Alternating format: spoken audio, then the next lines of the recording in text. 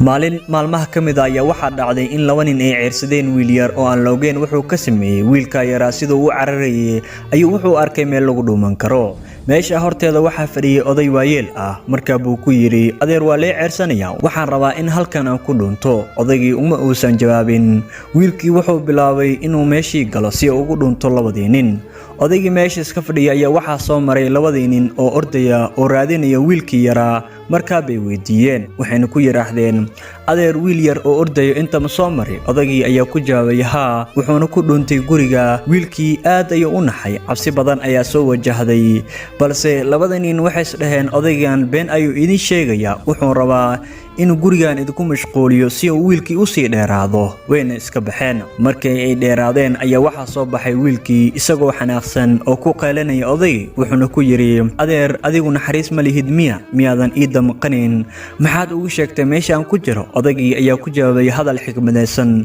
isagoo yiri haddii beentu wax badbaadiso runtuna wax bay badbaadisaa haddii aan been sheegi lahaa xag rabbi dambi ayaa ka geli lahaa adigana